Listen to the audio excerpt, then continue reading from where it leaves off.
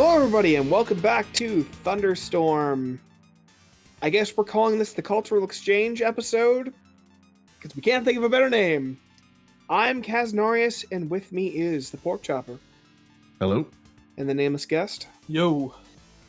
And we're here with a bit of a special episode. Today I've decided that both these boys are going to bring in a show, and we're all going to watch that show. And I should say that normally, if I were to put everyone's likes and dislikes into like a weird spectrum, nameless guest would probably be on one, and the Pork Chopper would probably be on the other. Pork Chopper, for clarification, you fucking hate anime? I very much dislike it. Okay. Oh, that's because he liked this one, the one I made him watch. Yeah, there was a bit of I've changed his there. mind. So, for everyone going in confused about why we're not just talking about Gurren Lagann, Childhood's End, the movie, we are talking about the two shows, Gurren Lagann and Childhood's End. It is a simple, happy coincidence that Gurren Lagann, Childhood's End is also a thing. First of all, it is just the first 15 episodes of Gurren Lagann because we kind of wanted to keep it to a similar length. 15 episodes is around, 3.5 hours? Well, it was longer. Wait, no, it was like 5.5 hours. It's like 5.5 hours for a 4-hour miniseries. Yeah. Sounds about right. Yeah. So, anyway, I say let's talk about Childhood's End first. Well, nameless guest, this was the show that Pork Chopper brought in that he wanted to show you and us. Quick description of the show and how you feel about it. Well, if anyone should describe it, it should be Pork Chopper. He brought it. I was thinking of flipping it on him just to make Pork Chopper describe Gurren Lagann. Okay.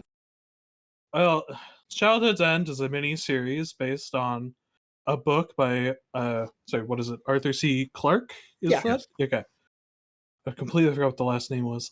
And it's about kind of like a weird, peaceful alien invasion of Earth that leads into some weird human evolution stuff by the end. And there's like neat stuff about how I would say it's a pretty realistic demonstration of how humanity would react to the events that happen in it. Like everything that happened in it, I was like, yeah, I can see the world kind of reacting like this. But yeah, that's kind of the general thing. It's an alien invasion, but they're there for peace. They're bringing peace to Earth. And then that leads to some weird consequences where children get psychic and evolve into a weird psychic hive mind.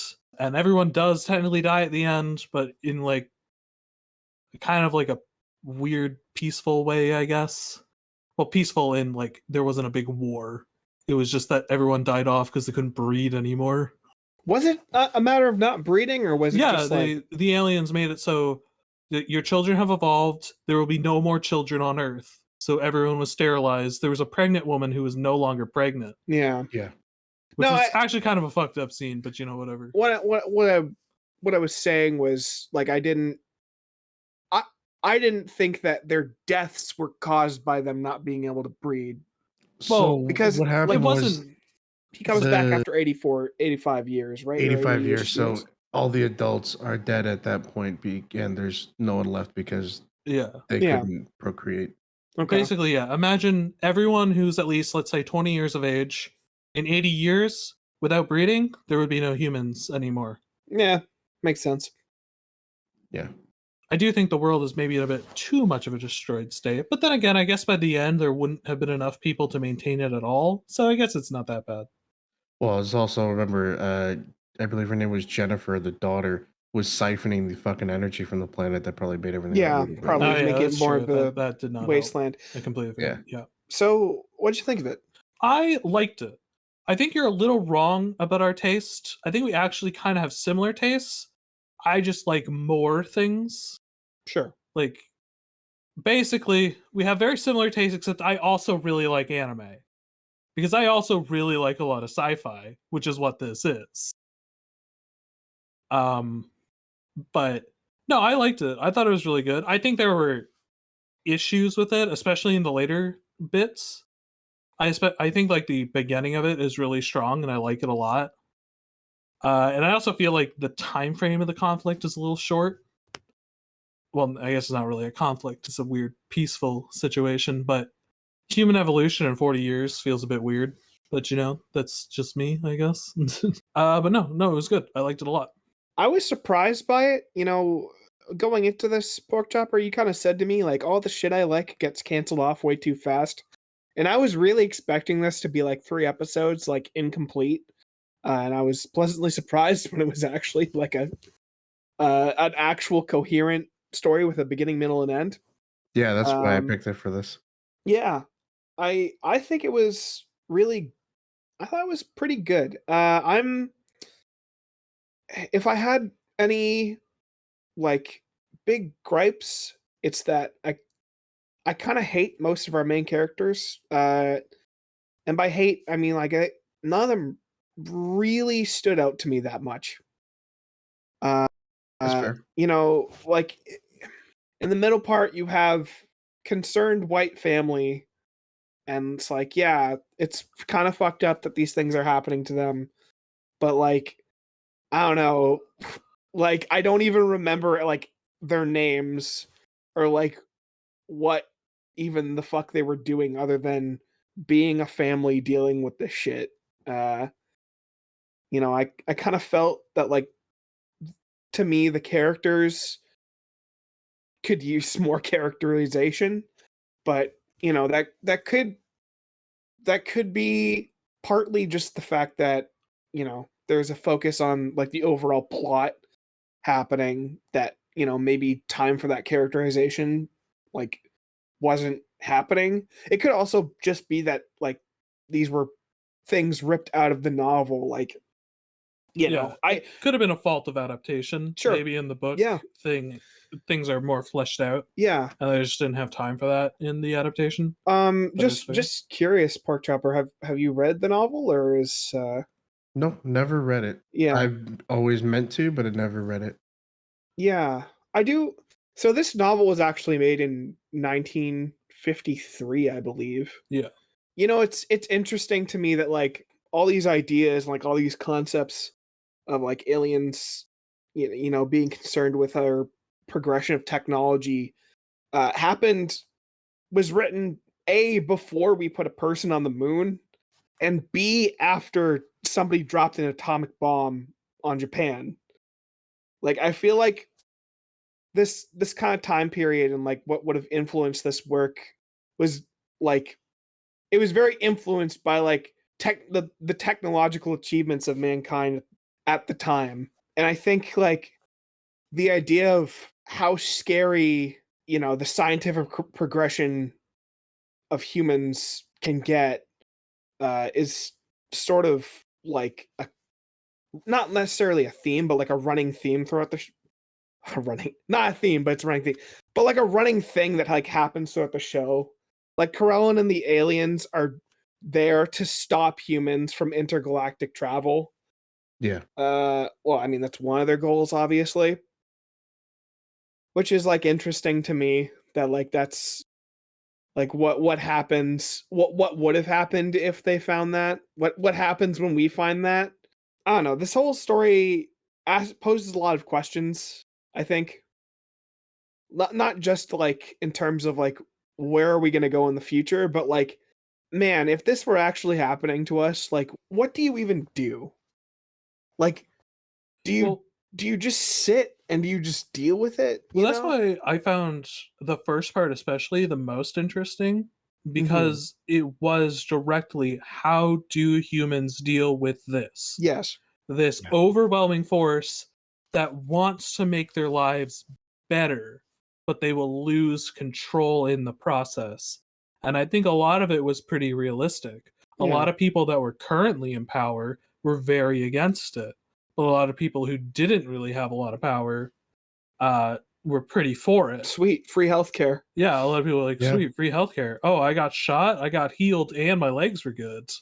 Well, we don't know if that was a one-off thing. Yeah, I don't know how much that actually happened, but that was pretty weird that it happened to that one guy. But and then like the Freedom League, that would happen. There would be just a group of people that would go like, "Fuck off, aliens! Yeah, we want to control our own lives." And to a point, I can even understand that. To a point, it is kind of scary when if there would be this overwhelming power that you don't fully understand its motivations. Yeah. And it's winning people over because it's making their lives better. But it could just be playing the long game. There was nothing to indicate that Corellin wasn't just playing a long game to fuck over everyone. And True. I'm sure in some people's perspective, they were playing the long game and fucked everyone over. I just found it interesting that, like, for that one scene in particular of, him shooting Milo and, Milo getting his legs fixed, that, like, despite their, like, higher plan and, like, their higher reasoning, like, these, it's weird to call them aliens, but, like, yeah, these beings, like, they still have, I don't know, some kind of moral code. They still, like, they're still sympathetic. They still weirdly have a sense of justice almost. Like, they immediately kill this other guy, or Corellin just immediately killed this other guy. It's kind of vague on whether or not it's just him or if there were multiple. Or if this is all just an automated system. You just kind of have to accept that, like, half the technology in this show is magic, which, yeah, I mean, to a certain point, like, well, I mean, I think it's kind of in the name, Childhood's End. Like Corellin and whatnot, they're kind of representing like a parental force. oh sure, A child may not fully understand why their parents are doing what they're doing, and will rebel against that, even if it is for their own good. Yeah, exactly. And I mean, the end of it is literally humanity exiting childhood and entering their next stage of evolution. Sure, which would be like a special hive adulthood mind of some kind. I'm saying like they're entering adulthood as a species. Sure, And that's obviously kind of what the name is getting at. Yeah, absolutely. And that's kind of what Corellin and whatnot are. They are representing that kind of like parental. We know best. You may not fully understand it, and people will rebel against that as a child would. I'm not entirely sure like how much it's trying to say like parental figures are good or parental figures are bad in it. Not entirely sure what it's getting at on that. I think that for me, the message of them doing what they're doing is an overall negative thing. Just because, like, when I look at a force that knows better going into, like, Earth's culture and, like, modifying it, changing it, and, adding things, I immediately make the connection to colonialism. Right? Yeah, It's a more advanced culture, saying we can make you better. Like, there's no need to hang on to these old thoughts. And along the way, what inevitably happens is that culture dies along with people dying. Obviously, I don't know. And you can kind of see that in New Athens, where they're trying to cling on to their old culture. Yeah. Yeah, I didn't really think about it in a colonial sense, probably because they weren't literally trying to like settle down on it. They were just managing Earth. Yeah. So I didn't think about it on that front. But there could kind of be like a colonial like mindset to it. Yeah. It makes sense because that was the method of, I believe, the Spanish and the Portuguese, is to give, whenever they would take a country over, you give them, food, clean water, culture, religion, education. You give them things that they can't live without. And then you threaten to take them away, and then they basically have to submit. Yeah. And so it was really easy for them to take over like that. I don't know. If I left like the show with anything, it was that the death of the human race isn't necessarily when the last human dies. It's when the last bit of culture is erased.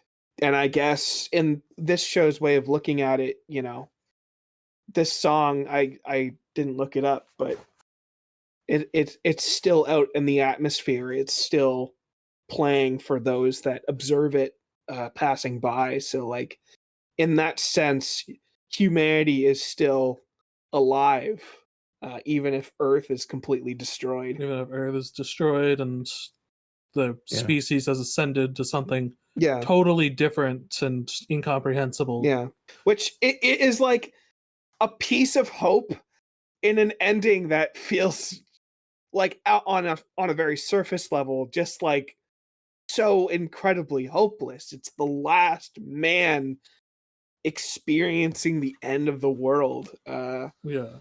There's two bits of hope because again, the children are still around in their own way. It's different. And we may not understand it. I guess, yeah. But I think again that goes back to like the parent and child thing. At a certain point, the child becomes an adult and will make their own decisions, and the parent may not understand that. Sure. But like they may become something totally different, and that's fine because that's what happens when you become an adult. I guess my takeaway from the kids was that they probably weren't going to like, I don't know, they were probably going to like join the Overmind and like, you know, we unfortunately just don't completely know forget. But yes, we don't know. We don't know how much they influence it and like how that actually works. So it's impossible to really. And That's I true. think that's the point. I don't think we're supposed to fully understand that part. Well, because the only one that we know that was still there on the planet, as far as kids go, was just Jennifer in that like mountain / crater, and that's it. Yeah, and that Mass Effect 3 ending. Yeah. Yeah. So that's all good. I liked that. Everything about that is really cool, and I like to think about it. What I have some issues with in the overall thing is one, why does humanity evolve in 40 years? Just because they're eating a little better and they have some cleaner air, that's not going to induce this massive an evolution. I feel like the time scale is a little short. This should have been something that took place over 200 years. Like if it was 200 years under Corellan's rule, I could understand it. I think the problem they run into there is we already have an issue with character development when we're switching through 40 years, going through the decades. And so if you were going to go across 200 years, you'd run into a problem like Cloud Atlas, for example, where you don't really understand the characters because you're with them for such a small amount of time. That's fair, which, I mean, at that point, I would say maybe make longer episodes and have like a new cast each one. Yeah. Something like that. Yeah. Because I also found in like the final episode, Mr. Farmer Man, I totally forgot his name. Right? Mr. Farmer Man. Yeah, Rick. He got like a lot of spotlight in his death and like his dealing with his wife and his ex-wife. And I'm like, can we please stop focusing on Mr. Farmer? I don't really care anymore. He's not important. That wife actor, by the way, shit actor. The current wife, she was like smiling in every scene. I don't know why. Her face just has resting smiling. It's the really bad. One or the brunette? The one that's alive. Okay, the brunette, yeah. Yeah. I really hated her. I don't know. Again, how dare you still care about your dead wife? I don't know, man. Again, 1953, but I'm just kind of sick and tired of my dead wife trope.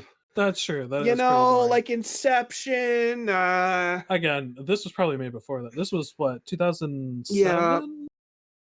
I'm not sure. I know it was. No. It was in like the 15. 10s. Yeah, it was in 16, 15. I want to say like 2013 or 2015. Okay. Something. No, that would be around that time.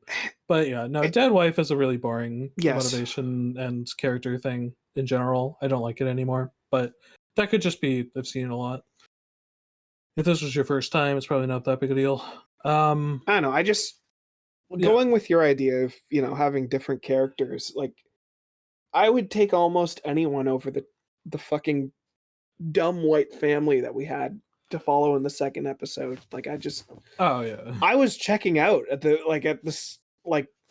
middle to like start of the episode because I didn't really care about him. Like I don't know. It's like, wow, your job is that you design golf courses and your wife is weird pregnant. I thought episode 2 probably was, I feel it was like the least interesting because a lot of it was just building up to like Jennifer sending out a big message in the womb. Yes. That was kind of it from what I could remember from episode 2. Obviously there were other things, like I believe that's the episode where Corellan gets shot. Yeah, which is due to the neat. It dumb- shows that there's still people that are resistant to everything, even if she was only resistant to it because he literally looked like the devil. Yeah. Sorry, to go back to the dead wife thing, I was thinking about it. I think they could have done that to sort of represent humanity's struggle with keeping, like, holding on to the past versus moving towards the sure. future. Yeah. Okay, It's yeah, I probably guess. why they did that, I would assume. So Yeah, that's kind of the gist that I got. clinging on to like hopeful memories and stuff like that. And like, And by the end, he completely Yeah. ditches like the dead wife in his mind and focuses on the currently alive wife. I'll Yeah. agree that it's a cool arc. It's just that like by the what I'm third- It is seeing in the cliche, yeah. memories isn't all that interesting, is all I'm I also saying. found by the third act, I was just like, why are we still focused on Mr. Farmer Man? I want to do the sci-fi stuff. I think Sure. more because they said something about him being the chosen one, so I guess he's technically important to the story, so they wanted to give him a proper ending, I guess. He really wasn't Yeah. important to the story after Corellin really took I over. think he and could revealed have himself. he could have died at the end of the first episode. If Yeah, you or ask even me. in the second episode when he Sure. starts to get sick, they could have Yeah. killed him off then. Yeah. Yeah, like he could have died like right after saving Corellin, and it would have changed nothing really in the third episode. Yeah, that's fair. That was probably my biggest issue when it came to characters. Is just like, why are we still focused on this guy a bit? He's just not important to the plot at all. But you know, whatever. It's one small issue overall because I liked it. The whole Yeah, thing no, was in that's general good, and people like. If I would recommend people watch it for Yeah. definitely. I got a weird unfortunately question. people didn't. Yeah. Well, yeah. I got a weird question for you guys. Do you think the overlords are villains? No, I actually think they're victims. Victims. Yeah, so he references Corellin references multiple times that they're doing what they're told by the Overmind and by some other force. And you can tell towards the end of the third episode when humanity's gone and all that's left is the music, and even when Milo is dying, Corellin doesn't look like he's enjoying it, right? He looks like he wishes he could change something about it, but he can't because he's not in a position to do so. Yeah, the whole point of his race was they were this like genetic dead end, and they couldn't evolve to join the Overmind. So the Overmind just used them as servants to facilitate its plan. Yeah, So exactly. basically, the Overmind to them was what they are to humanity, kind of thing. Sure. Yeah. And to a point, that species is kind of jealous of the species that they help join the Overmind because they can never do that as a species. There's a bit of that going on. Yeah, That's not that evident, but I do think there is like a statement of basically like he's facilitating people to achieve something that his species can't do, Yeah. and that would probably be a bit frustrating. But I can definitely see them as like victims of working under the Overmind, because who knows what the Overmind can do, right? It's never stated why or what its motives even are. Yeah. It's never stated like what it can do or why it's doing this. Like, what if Corellin and his species just said no? What will the Overmind do? Kill them. Maybe. Maybe not.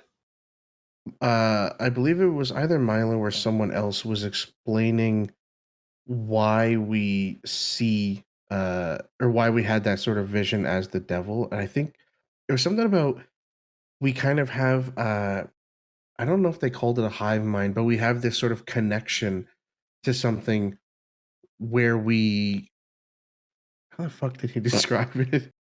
Something like we have a connection to something, and so we're able to get that sort of image or something like that, and that's sort of where we see them coming as the devil because we know they're going to come and we know it's going to be something bad. I think that's the gist of it, if I remember correctly. Yeah, I don't know. I know they explained it interesting. way better than I just said, but yeah. Yeah, for Okay. sure. Yeah. Yeah. No, my reaction to Corellin showing up and looking like the devil was, yeah, get fucked, Christ, boys. You suck. My real reaction was, I am complete. Fuck. Personal thought. Kind of wish we saw a bit more of the world, I guess, outside of America. That's true. Um, We didn't see much of the paradise. You of, know, like, we even saw Utopia. the ship above like Beijing and stuff, and we didn't really see a lot.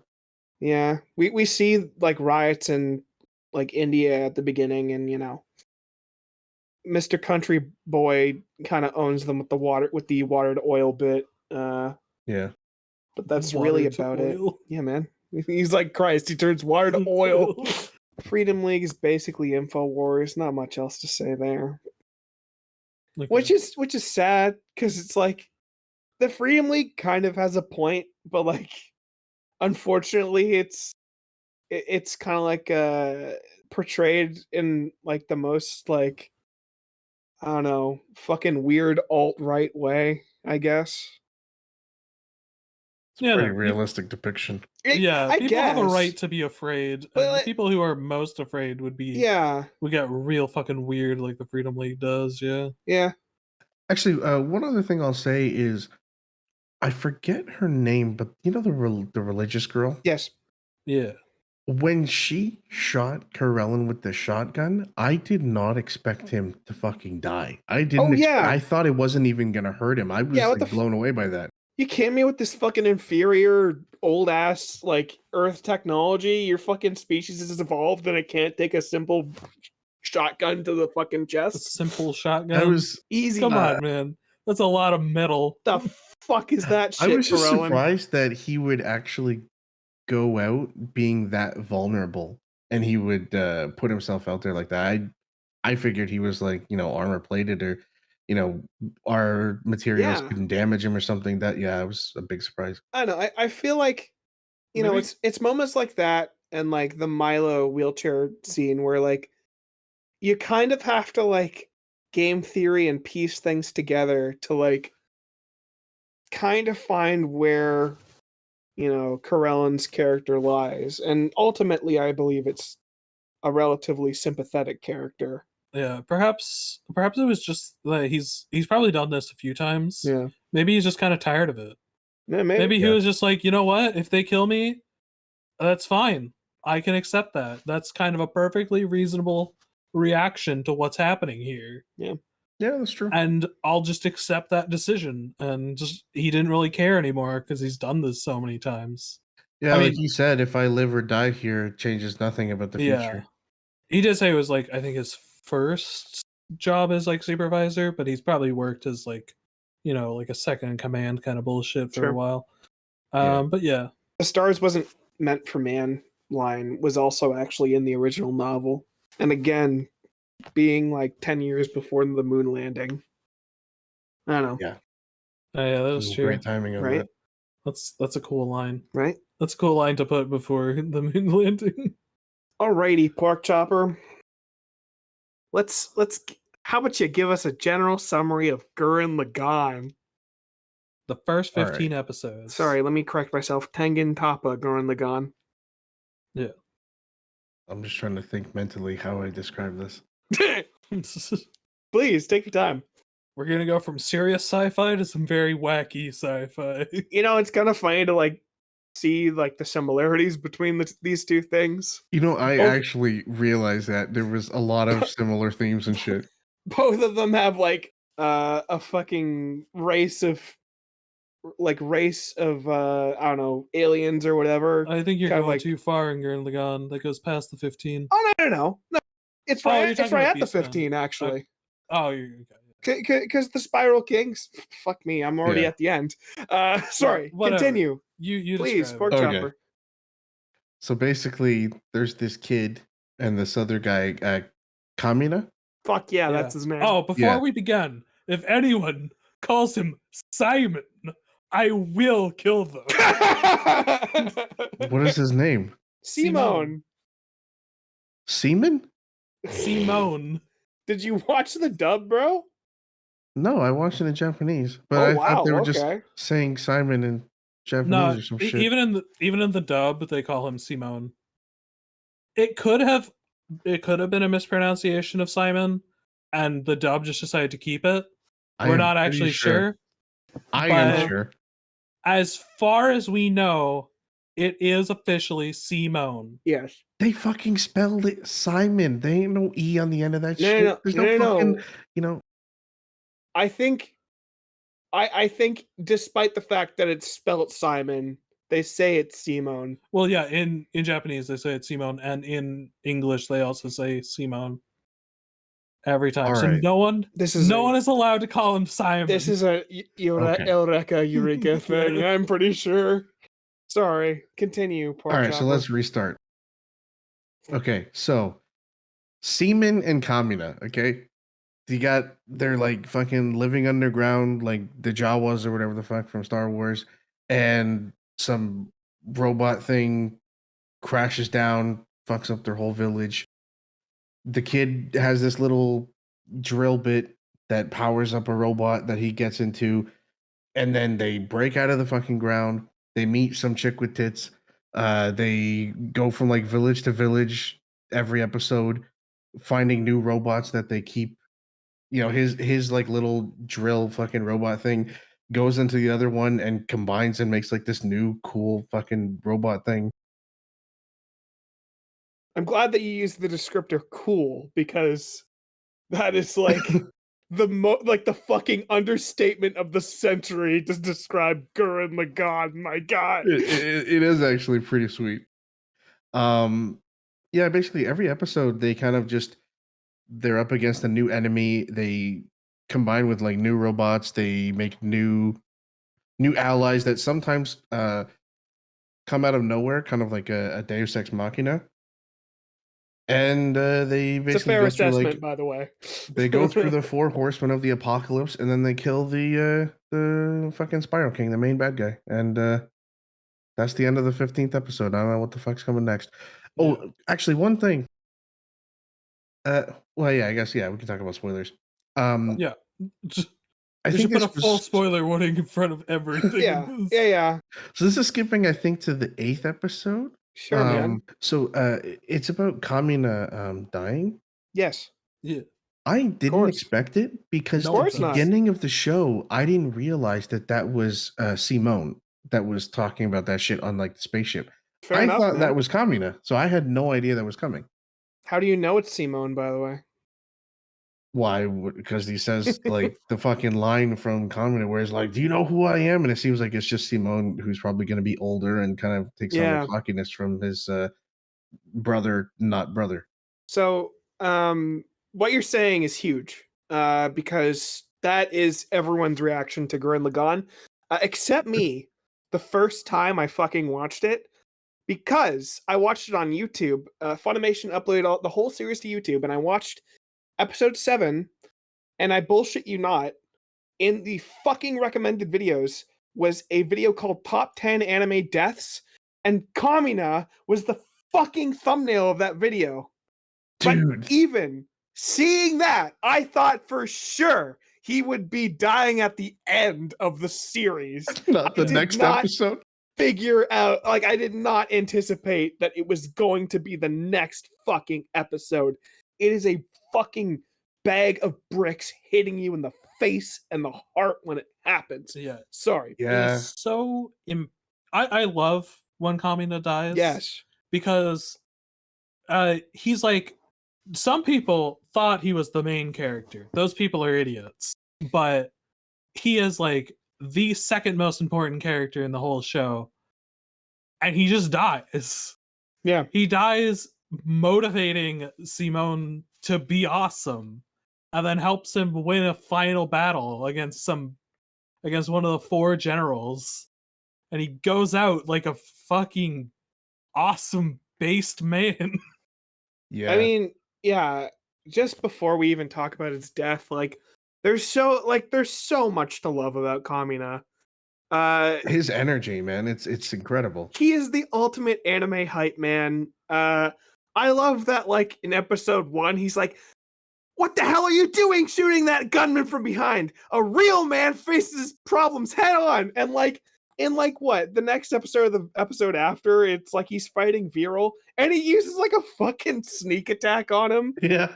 Like, he just like he's just a fucking hypocrite, but he's like so confident in himself that you can't help but love him. You know, Yeah, he was pretty great. there's a beautiful line in episode 1 that's, who am I kidding? Of course, you know it, everyone knows it. It's, don't believe in yourself, believe in me who believes in you. And the reason that line is so great, other than the fact that it's just kind of fucking hilarious to hear from him, and it really just sets up his character, is just the fact that, like, you realize come episode, like, what, 10? No. Whatever, like, you eventually realize that, you know, Kamina's energy and Kamina's, you know, his belief in himself came from, like, seeing Simone dig that tunnel. It's you know, he could only keep that up by seeing Simone, who believed in him. It's fucking poetry, man. It actually fucking writes. It's so beautiful. He's telling Simone to believe in him because all of his belief comes from Simone. It's Yeah, they have this like beautiful. symbiotic It relationship is between so the two. fucking beautiful between these two guys. And while, yeah, you're dumb for thinking Kamina's the main character if you did, but, like, I thought it would be both of them till the end, ride or die. Yeah, Yeah, no, that's what I was expecting. I don't think anyone really expects him to die in episode 8. You And know, then I like how it's not brushed off. Right? yes, There yes. there are several episodes of characters dealing with Kamina's death, especially Simone, who goes like super depressed mode. But anyway, we should probably dial back to, like, I would say, like, the first 3 episodes. Yes. Is one of the greatest, like, opening bits to, like, an anime ever. Those first 3 episodes. Them breaking out of the village. Yeah, them breaking out of the village. Kamina stealing the gamen, and then them fighting Viral. Yeah. By, like, doing this, like, janky ass shoving the robot head into his head to combine. Yeah, but and like Kamina's just a total idiot. He's just like, now we have 2 heads too, motherfucker. We're fucking awesome. Like, that was his reasoning, and it just worked out because he's fucking cool. Yeah, and then they stole his fucking thing. Yeah, stole his fucking helmet. Stole his helmet. They have it for the rest of the fucking series. Yep. Those first 3 episodes are great. I would say that the next 3 episodes, 4 through 6, are probably some of the weakest episodes in the series. I would especially from all the episodes I've seen so far, I think 6 is the weakest. It kind of pissed me off. What was 6? 6 is the bathhouse episode. Oh yes, absolutely.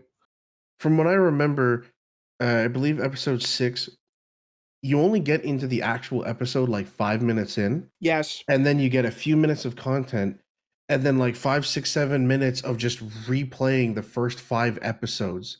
It's like he mentions, yeah, look at what we've been through, and then instead of a 30-second montage, it's like fucking 5, 6, 7 minute montage going through everything. Right? It's like that kind of pissed me off because I skipped a lot of that episode. I think any like flashback in that episode I just kind of skipped past because I was like, I literally just watched this. I'm binging. I think the thing I can understand if you do that like maybe 20 episodes in or something, you have like a little bit of a flashback. Yeah. But in the 6th episode, I don't fucking need this long flashback. Well, here's the thing about that flashback is that, like, it feels wrong to put it there because the thing is, episode 16 is literally just another giant retelling of everything that's happened up to this point. Or you mean 15.5? Sure, if that's what it's fucking... Yes, sure. Yeah, the next episode we're about to watch is literally just recap. It is unfortunately a victim. The series is unfortunately a victim of just... They have that spectacular animation. They have all that crazy shit happening, and now and then the budget just has to rear its ugly fucking head sometimes. And sometimes that takes the form of just showing you shit you've already seen, unfortunately. Yeah. Episode 6 is a bit of an issue. The only thing I do like about episode 6 is that if you're paying attention, all the bunny girls in the stupid bathhouse, they're all from other Gynic shows. Oh, that's fine. If you knew that. If you're a nerd for that. But outside of that, yeah, obviously. Yeah. But episode 6 is a pretty boring one. It does lead into 7, where they fight against the Gurren before it's the Gurren, but that doesn't really save it in any way. That in episode 4 is just a totally boring episode where everyone's faces are. It's the one where they fight the gunman that has 16 They meet faces. Keaton and the Black siblings. Oh, yeah. The one with it's like all the purple or the pink, like the ball things. Yeah. It's a pointless that episode. was kind of boring. Yeah. Episode 5, I actually like. 5 is huge. We were getting around it. 5 is really cool. Just because I kind of like it from the perspective of they run into a problem that they can't punch. Yeah, that's true. You know, it's like, yeah, you can kick the shit out of all these crazy robots and like, spiral energy, but like, how do you punch a population crisis? You can't. Yeah. Oh, yes, that's when they go underground again. That is when they meet Rossiu and, this village with this fucked up a 50-person limit. Yeah. Yeah. So that episode, the really nice thing about that episode is it really actually shows how bad things are under the Spiral King and the Beastmen. Because up till then, most characters have been like kind of chipper about everything. Like, things are bad and they're oppressed, but like it has never seemed that bad outside of Littner Village fights every day. Well, not every day, but So it was nice to see a village that everything fucking sucks. Like, it's just bad. And they want to take down the Beastmen because that is the only way to help these people at this point. They can't do anything else. Yeah. So that's a good, like, motivating episode on that front. Actually, the whole like false religion thing and that's another one of the things that the two shows have in common that I know. Yeah. That episode teaches us an important thing. Religion is just a lie to control the population. That's all it is. But religion is culture, nameless guest. You can't kill culture. That's the death of the human spirit. Not with that attitude, anyway. But okay, so there's another thing I want to mention about episode 5, because going back into Gurren Lagann, I'm coming back to this after like years of going to university and hearing how oppressed women are in movies and various medias, and I was wondering how I was gonna feel, and I kind of icky when you have Yoko with her tits out every 5 seconds on screen. It's like, on one hand, it's like, fuck, is this really how we're gonna portray like our main female character? Is this okay? Do I feel okay with this? And then you kind of get to episode 5, and like immediately Rossiu tells Yoko to cover up, and she's just like, oh wow, okay, I guess I have to, you fucking prudes. I don't know, it almost feels like, I don't know, the creators of that show were just kind of like, yeah, Yoko likes dressing this way, and we kind of just want to make a sexy character, and you don't really need to think about it all that much. I mean, that's fine and all, but you could easily argue that if the character designer was a guy who said, "Oh, this is a woman who enjoys dressing sexily," it kind of like defeats the purpose on that front. So, I will say that was one of my issues with the show. Sure, I don't mind the way that she dresses. I think is fine. What I kind of didn't like, and this is one of the reasons why I tend to not like anime, is most of the time whenever a woman is on screen, they're kind of sexualized in a way. Not the way that they dress, but like her ass in the tunnel, or they're going through the cave, her ass will take up the whole screen, or every time her tits are on screen, they'll fucking jiggle or something like that. Or with the scene when the girl's bras go flying off. And like people say like it's fan service, and I get that, but it feels like a lot of that stuff is meant for horny 13-year-olds. And I'm 32. Yeah. I don't really need that. So yeah, I don't know. For me, it just feels kind of weird. Well, luckily I watched this as a horny 13-year-old. When is it from Yeah. anyway? How old is it? I actually think this is the one that Oh, 9? Yeah, Wait, no. something No, like no, that. no, no. I think the film was 08. I think this is like early 2000s, mid No. 2000s. 2007. Okay. Okay. To a point, I want to say it's 2000s anime, but like at the same time, like I have to admit that it hasn't really gotten that much better. I don't know. It does depend on what you're watching. Gurren Sure. Lagann definitely likes its female characters pretty sexy. Yeah. Some aren't as bad. I don't think they try to sexualize Nia that much outside of maybe like the beach episode, but that's Yeah. more pointing out that she's cute than anything else. Her, yeah, not so much because that was kind of the sort of be against her character. Yeah. I It's know. supposed to be like ultra pure. I think it's okay to look at it at like parts of the show and be, I don't know, a little bit turned off by it, but at the same time, like, To be fair, the whole show is really over the top. yeah. The fact that like the female characters are like over the top in how they're dressing, I mean, you combine that with like Kamina is like a shirtless guy with like rock hard abs the whole time too. It's not That's like true. he's technically kind of sexualized too. Maybe not Although to the extent. to be fair, it's not like he's flexing his pecs every Yeah. second No, no, on no. screen. He's I not admit, like Yeah, showing his I bulge every 2 seconds. I do understand what you're saying though. In Yeah, a way, it's he not to is the same extent. sexualized. It's not to the Yeah. same extent. but there is like everyone in the show is pretty attractive. I do also Generally. kind of wish that Yoko had like one win by the end of it. Like, yeah, she did a pretty cool thing with Nia, but like, I don't know, her role is kind of just as a support character. Yeah, the movie version of this like time span, the first movie, she gets in a Goman Yeah. like right away. Basically, as she gets the one with like the big cannon, like Are almost the immediately movies in the movies. different from the episodes? I thought they were just like a recap of the episodes. They are. So the movies, what we watched is covered in the first movie. But there are changes, such as they defeat all the generals one by one in the show. They had to do like a big battle against all 4 generals at once in the movie, just because there isn't Okay. enough time. So So should I watch the 27 episodes before I watch the movies then? yes, you should watch. Okay. That's why we did the TV show, just because you should see the original version before you see the movies. Okay. Because there are things I like and things I dislike in the changes.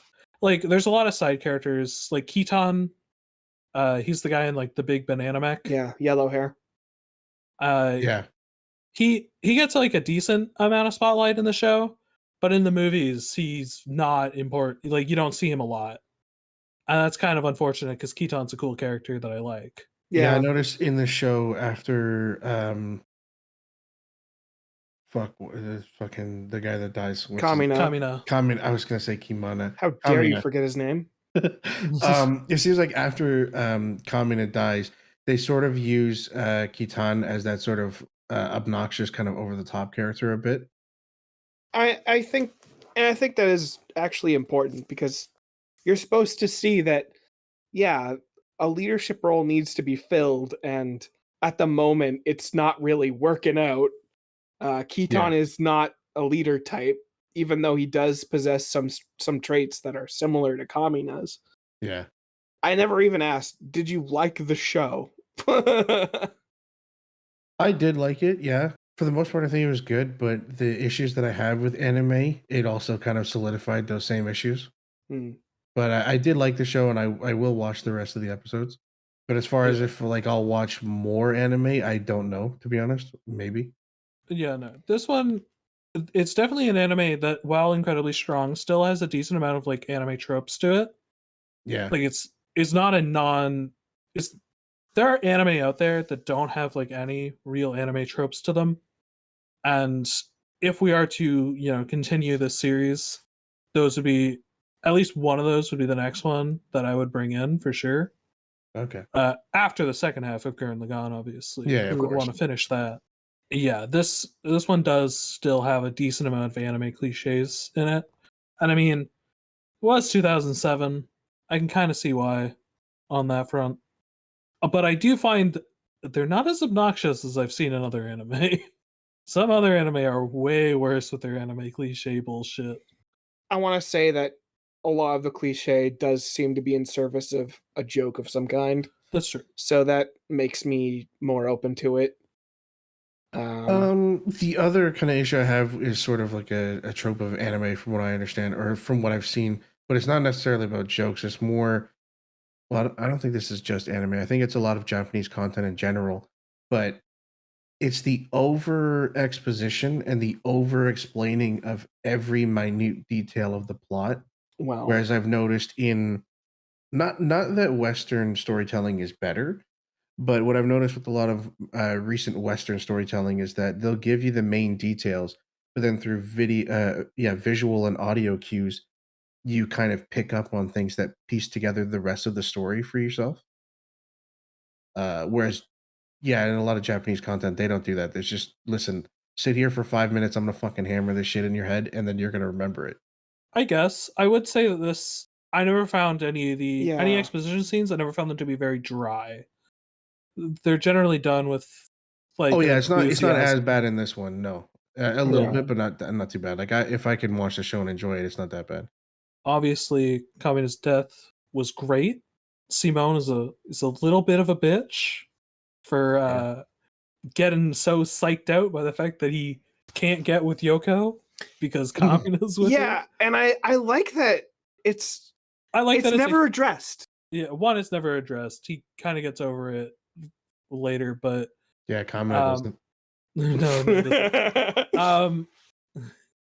I like that it was a really human reason to have like mental, like just to be Fucking jealousy, distracted and man. out there. Yeah. It wasn't like, oh, the enemy like poisoned him with anti-spiral juice. Yeah. I'm not sure Pork Chop even knows what the spiral is, really. I don't think that's been explained yet. All they've really said is that it's kind of like tied to spirit or something. Basically. Whatever, that doesn't matter. You could leave this entire series with that thought process, and you'd probably be right. But yeah, it wasn't like they hit him with anti-spiral juice or whatever. It's that he was literally psyched out by some weird relationship crap. Yeah. And he needed a good punch to get him out of it, and is that in the game? One thing I like about Communist Death, I'm not sure if you were watching all the openings, Pork Chopper. But what happens right after Kamina dies is episode 9 is that he's completely removed from the opening and basically replaced with Nia. Yeah, it's immediate. It is. Didn't notice that. It's immediate. How the fuck didn't you notice it? He wasn't watching the openings. He wasn't watching the openings. I skipped some of the openings, but I did watch some of them. I didn't notice that. But okay, but yeah, it's really jarring to you as like a viewer on the first time because like, fuck, are we really? He's really like, you're really gonna kick him out of the opening, but like, they're not gonna pull some bullshit and bring him back immediately. It's really cool actually because it's like time moves forward after death. People have to move on, and so is the show. Like, yeah, sure, Nia's being showcased in the opening, but another cool thing that happens is like, you see Nia and Simone, and then you see all of the members that were added from Team Gurren behind them in one of the scenes of the opening that weren't there in the original. And it's like, yeah, we've lost something, but look at what we've accomplished. Look at all the new members of this crew. I can't shake the feeling that she could still be a robot because they never mention her mom or talk about anything like that. And yet they've brought up the fact that the Spiral King, has had numerous children and discards them when he's done with them. So I kind of feel like she's a robot. Yeah, I'm not entirely sure. I'll tell you that her mother is never mentioned. Probably because I think that she's done in a weird cloning process. But she is a very key character in the second part, so okay. You'll get more info about Nia in the second part.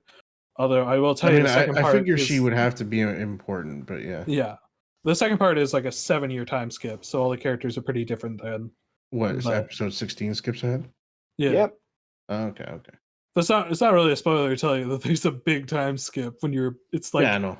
the first thing that happens. By the way, can I skip 15.5? Yes. Is that just a recap? If it's just I would open it and just like go through it a bit, like just click Okay. ahead a little.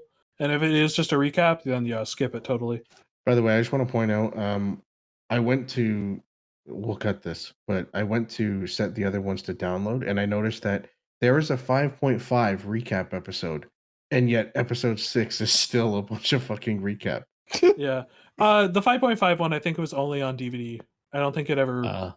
it's a weird one. And what a feature. Truly. What was the point of that with episode 6 available? I don't know. Anyway, it doesn't matter. So yeah. Nia's pretty important in the next.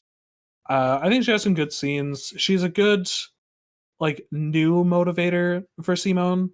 But she works really differently from Kamina. Right? She's not this like big bombastic hype man. She's something to protect. Yeah.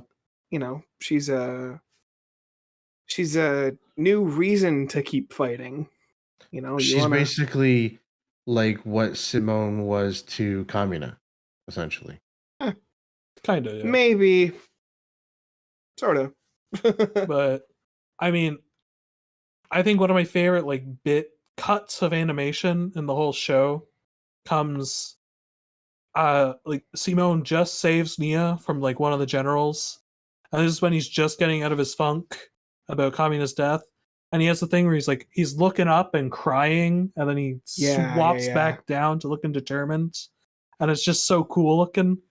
Yeah, because you see all the flashes of Kamina as he's oh man. That's such a good cut. That fucking scene, like no bullshit. I'm wearing like a watch that like tracks my heart rate. I looked at my heart rate, like it shot up like way higher than the rest of my fucking day.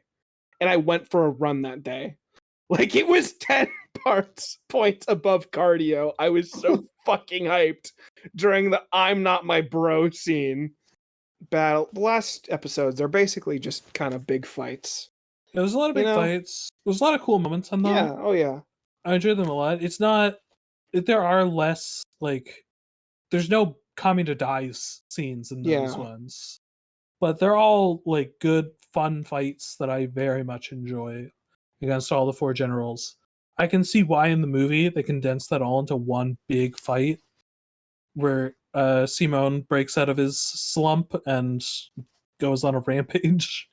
I will say probably one missed opportunity throughout the series is that Rasu takes over piloting the Gurren, but it never really feels like he's doing anything. No, it's basically Simone controlling the whole time.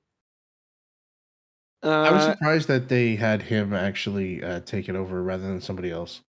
It kind of calls into question how these robots are even piloted at all, but you know, it's really don't think about it. Yeah. Like most Gundam and like big mech animes, don't think about it too much. It just kind of works. Yeah. Especially a show with magic technology. The piloting the gunman is not... It's not like something you really need to think about too hard, but I guess someone needs to be in Gurren because there might be a good reason for them to separate at a point. Maybe. Yeah, maybe. And Rasu does that, which, I mean, I'm okay with because Rasu would have literally nothing else to do. Yeah. If he didn't have that, he would be a very pointless character till the second half when he's much more important. Pork Chopper, I am a little envious. I'm shocked you didn't actually listen to the dub, but you did. I was going to, but they had told me not to, so I just did the Japanese one. All I have to say is congratulations. You got the line, you moron. A real man never dies even when he's killed. That isn't in the dub. I am fucking mad. Oh, they took it out? Yeah, I don't know. They replaced it with something not half as cool. Weird. Oh, man. By the way, I noticed in the fucking Japanese one, their attacks are still spoken in like weird broken Japanese English. Oh, yeah. English, yeah. Fuck? Yeah. Giga Doriru Breaker. Yeah, I was Yeah. like, what the hell? That's every anime though. That's just that's kind of an anime Yeah. trope. That's you So, just kind of have to. You know deal how with. people in English will, I don't know, use French words to sound fancy? Yeah, so they use English. Japanese people use English to sound cool. like actually. That is actually how it works. Okay. You'll see that all the time in anime. Big like super moves are often spoken in broken English, and it's awesome. I prefer hearing Giga Dorilu Breaka over Giga Drill Breaker. It sounds so much Absolutely. cooler. Yeah, the first like few attacks I didn't really notice, and then I forget which one it was that I realized it was like he's fucking speaking English. What the Yeah. hell? Do you think there's any big themes to Gurren Lagann, Pork Chopper? Yeah. Obviously, loss and grief is a really big part of it, both with Simon losing his parents, obviously, and how that affected him, and also losing Kamina and how the whole team has to try to get past that. Sure. Well, the series generally, there's always a big thing. If you literally can't run away from your problems, you do have to meet your problems head on. Yeah, I was trying to figure out how to word that. I was thinking of like motivation or something, but yeah, it's like not running from your problems. Yeah. Yeah, and that becomes more prevalent later. Yeah. It's even somewhat prevalent in the Spiral King. He's holding humanity down for a reason. You don't really know that reason. I know that reason, obviously. I've watched the whole show. But Really? yeah, it is to like prevent something, but it's not really dealing with it. It's just kind of halting it. I think he mentioned something about that in episode Yes. 15. It's like his the kid. last thing he says. His last Yes. line says something along the lines of when 1 million apes populate the Earth, the moon will crash and something. the moon will become Yeah. like the messenger of hell. Yeah. Yeah. Don't read into that too much. or anything. That's not important at all. Oh man, that's Actually- when Perelin comes in. Yeah, truly. Again, like it's all connected. It's all connected. Yeah. Yeah, no, we haven't even talked about the Spiral King. Spiral King, his final fight against Simone is sick. Yeah, It's so cool. He has his own Gunman, which has 2 heads. Yeah, it's a Gurren Lagann type. Yeah.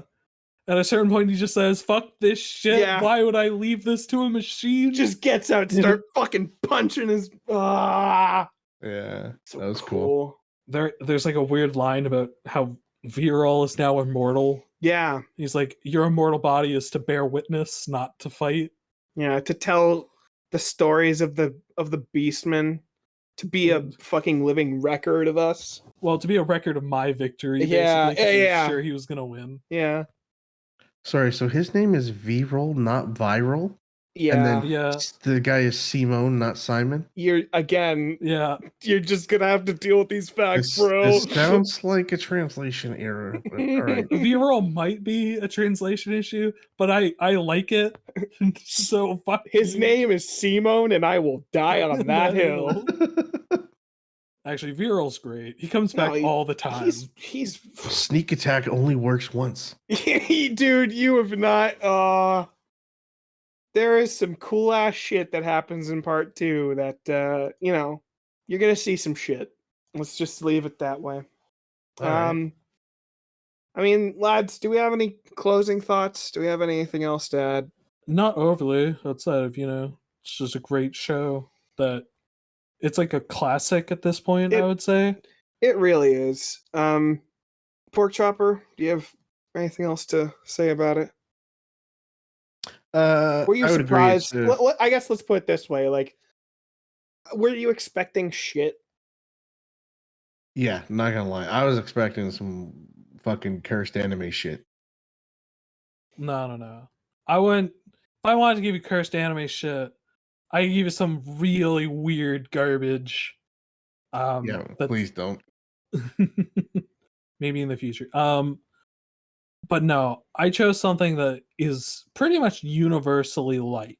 Yeah. I haven't really heard of someone who doesn't enjoy Gurren Lagann. Yeah, no, And I enjoyed it. It's got a lot of uh themes and like the visual style is similar to things that I like. The whole sci-fi with like mechs and stuff. That's Sure. cool. I like that. If I had any closing remarks on it, for like a really long time, this was my favorite anime period. I think you know, my tastes have sort of changed over the years, and I'm not sure I would put it on that pedestal still got to be again. in like a top 10 Oh, kind of range. of course. But like Pork Chopper, like when you met me, I don't know if you ever noticed, but like I was I was wearing like a core drill necklace like for most of the time we went to college together. I Um remember you having a necklace. I didn't realize what was on it though. like Yeah, this it's show Simone's drill. this show and like its message that like becomes more apparent at the end, like it really fucking resonated with me as a kid, or as a preteen. It really fucking resonated with me when I watched it again years ago. And like seeing all those great moments that happen, like Kamina's death and like his last moments, you know, I'm not my bro, I'm me, Simone the Digger, like shit like that. Like the show is just like an adrenaline shot for me, and Oh yeah, it's we never mentioned Kamina's like some of his final words. oh yes, of course. Don't believe in me, believe in the you that believes in yourself. It's great. Yeah. I love this show. I'm glad we're talking about it, and it's really cool to watch it again. And with that, I think it's about time we call it, boys. So basically, what I Um, got from that is it's a great anime, and my anime watching is all downhill from here. oh, fucking Truly. You start at the peak, and then it is just a fucking 90-degree angle. We My God. we'll finish Wonderful. Gurren Lagann, then we go right to High School DxD. Oh yeah. It'll be great. Jesus Oh Christ. yeah. High school. I wonder what kind of shit's gonna be there. Probably a lot of shit I don't want. If you guessed tits, all right, Yeah. all right, everybody. I have been your Kaznarious for the night. With me is the Pork Chopper See you later. and the Nameless Guest. See ya. And hopefully, we'll see you again next time. Later, everybody.